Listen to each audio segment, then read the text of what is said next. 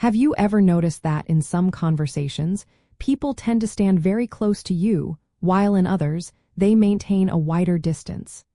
This invisible bubble around us, often taken for granted, holds a fascinating secret about cultural differences.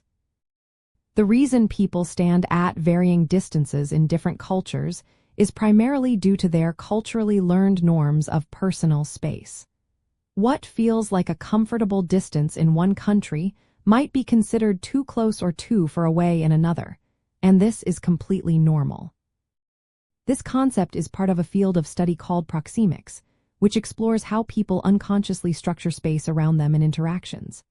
In cultures often referred to as high-contact cultures, such as those found in Latin America, the Middle East, and Southern Europe, standing closer together is often a sign of warmth, trust, and engagement.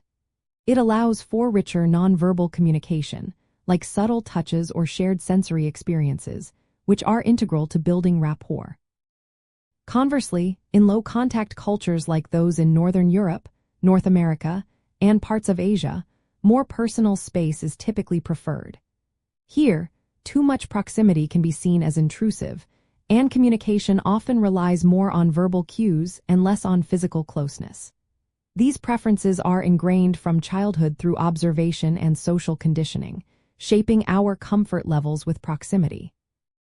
To navigate these differences gracefully, the best approach is to observe and adapt.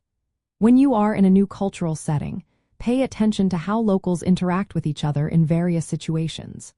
Notice the distance they naturally keep during conversations or while waiting in line.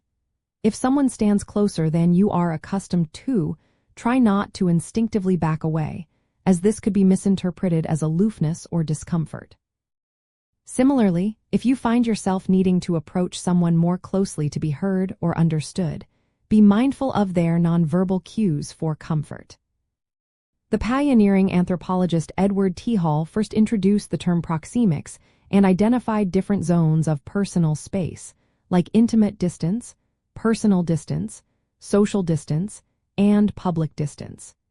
It is crucial to understand that these zones are not universal fixed measurements but rather fluid cultural agreements.